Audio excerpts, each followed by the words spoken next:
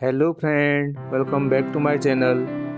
आज अक्टूबर की 26 तारीख है और आज की वीडियो का टॉपिक है कि कौन कौन से ऐसे केमिकल फर्टिलाइज़र हैं जिनको नर्सरी वाले यूज करके अपने प्लांट की फ्लावरिंग को प्रमोट कर देते हैं। वैसे तो इस तरह के कई फर्टिलाइज़र और हार्मोन्स आजकल मार्केट में अवेलेबल हैं, लेकिन कई फर्टिलाइज़र ऐसे होते हैं जिनकी प्लांट को एक बार यूज करने के बाद उनकी आदत सी बन जाती है। इस वीडियो में मैं आपको कुछ इम्पोर्टेंट केमिकल फर्टिलाइज़र के बारे में बताऊंगा जिनको मैं अपने प्लांट के लिए सिर्फ सर्दियों में ही यूज करता हूं। सर्दियों में ही इसलिए क्योंकि ठंड के मौसम में टेम्परेचर कम होने के कारण प्लांट की फ्लावरिंग और ग्रोथ दोनों ही धीमी रहती है।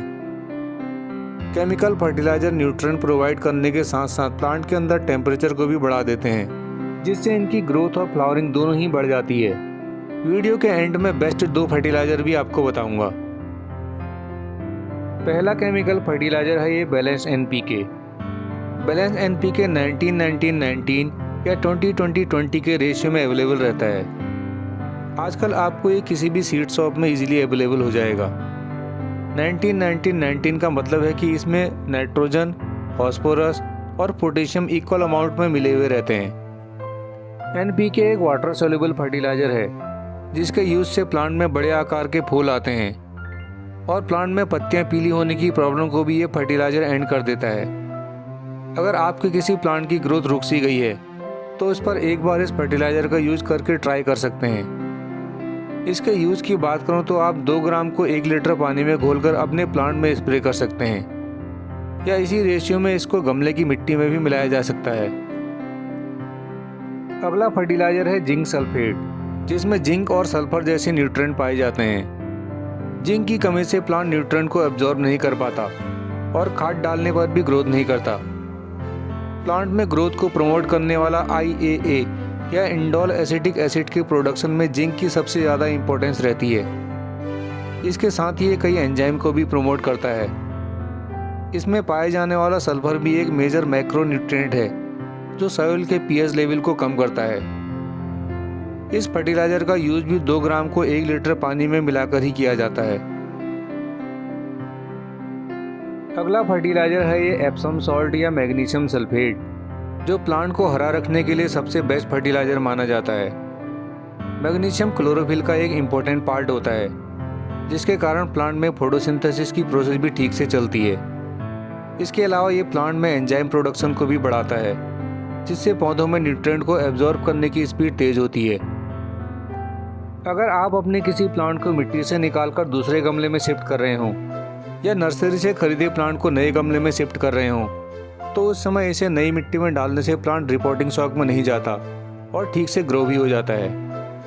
इसके 2 से 4 ग्राम पाउडर को 1 लीटर पानी में घोलकर प्लांट को स्प्रे के फॉर्म में या डायरेक्ट सॉइल में भी दिया जा सकता है। नेक्स्ट सबसे इम्पोर्टेंट फर्टिलाइज़र है ये DAP या डाई अमोनियम फॉस्फेट।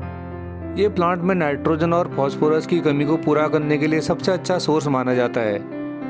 नर्सरी में मेनली NPK और DAP ही सबसे ज़्यादा यूज की जाती है, क्योंकि इन दोनों फर्टिलाइज़र के रिजल्ट जल्दी प्लांट पर दिखने लगते हैं। अब आज के बाद मैं कुछ दिन तक प्लांट की रिपोर्टिंग के वीडियो शेयर करने वाला हूँ, जिनमें मैं DAP का ही यूज करूँगा।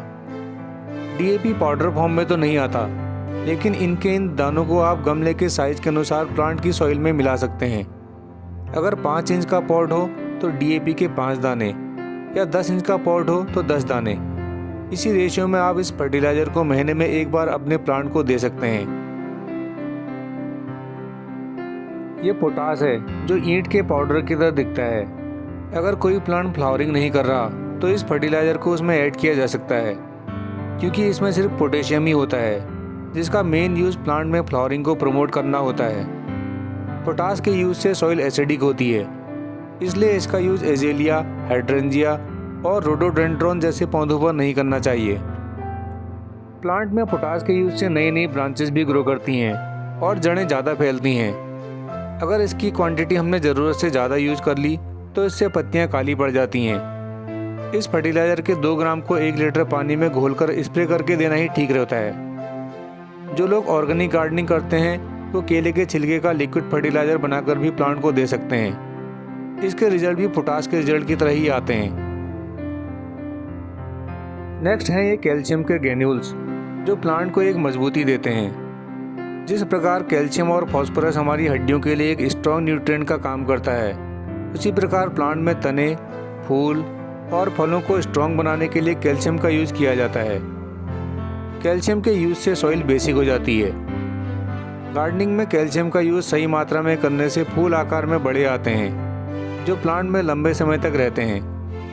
अगर आपको ये कैल्शियम के ग्रैन्यूल अवेलेबल नहीं हो पा रहे हों, तो आप मेडिकल स्टोर से कैल्शियम की टैबलेट्स भी परचेज करके प्लांट की सॉइल में मिला सकते हैं। डायरेक्शन की बात करूं तो इसके लगभग 10 से 15 दानों को 10 इंच के गमले में ऐड किया जा सकता है। इन सभी फर्टिलाइजर्स की कॉस्ट मैंने स्क्रीन पर दे दी है। हो सकता है कि मेरी एरिया में और आपकी एरिया में इनके प्राइस में थोड़ा बहुत डिफरेंस हो।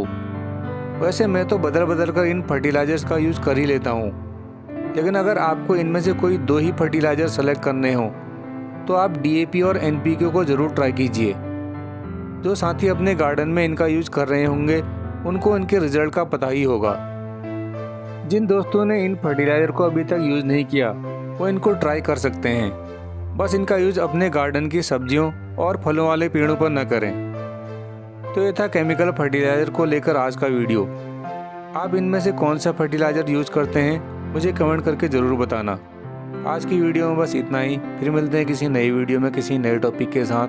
तब तक देखते रहिए gardening with RPJ। Thanks and happy gardening.